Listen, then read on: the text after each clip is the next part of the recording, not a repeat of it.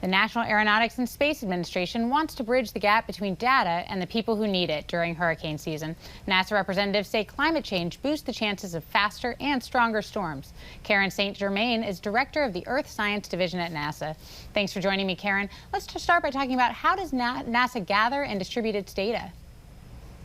Well, many people know that NASA builds the satellites that help our partner agencies, NOAA and USGS, both predict weather and understand land use. What many people don't know is that NASA Earth Science is flying 23 satellites right now that are looking down at the Earth, studying everything from how weather impacts coastlines to crops, how carbon is moving through the system from plants to fossil fuels to gases, greenhouse gases in the atmosphere, and understanding how climate change is impacting our oceans, ice, and land.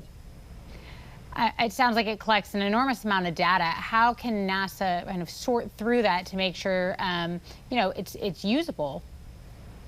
Well, NASA has one of the biggest, the only end-to-end Earth science mission in the U.S. government, and we have scientists who explore the data to understand what it really means, and then we try to capture that understanding in models and scientific analysis that then helps us predict what future conditions may be.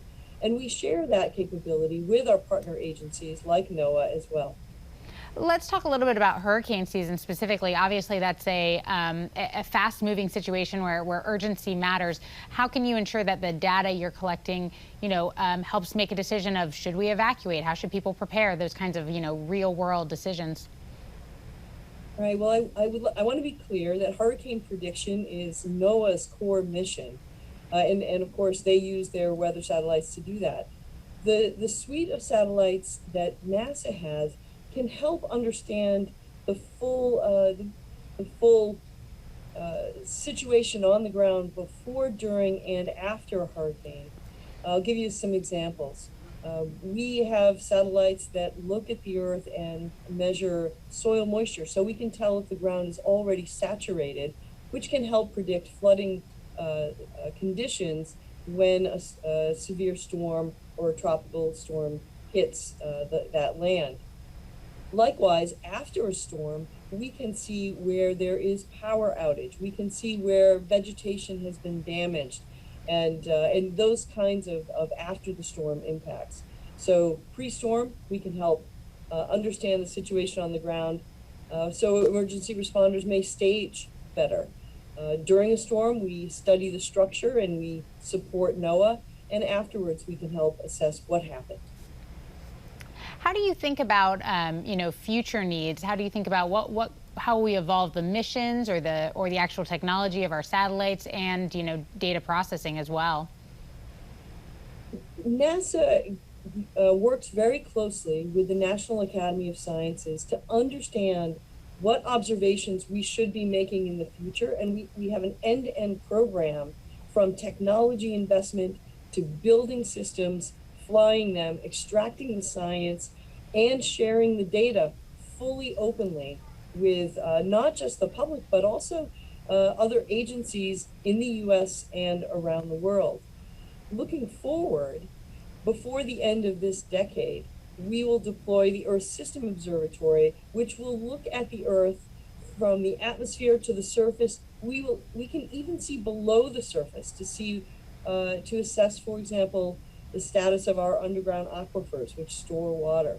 So we'll be deploying a new system by the end of this decade, and we'll be doing it in an even more open way than we have in the past. That means not just putting the data out in the public domain, but also the science and the software and the applications, all in an ecosystem with high performance compute.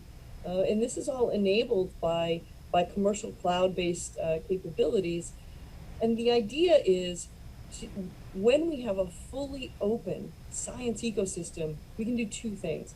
We can accelerate the rate of scientific discovery and the availability of that actionable information to to decision makers, but we can also lower the barriers for people to participate in our science with us. How do you expect that to be used? Do you think academia, private sector companies will be able to employ that data in different ways? Yes, absolutely. Even today, we we have a vibrant earth science community in the academic sector, but also in the private sector. There are many companies that make use of NASA data to create value-added decision support products as well. We also work with NGOs to make the data available to countries around the world, as well as communities that might not otherwise understand how to use it.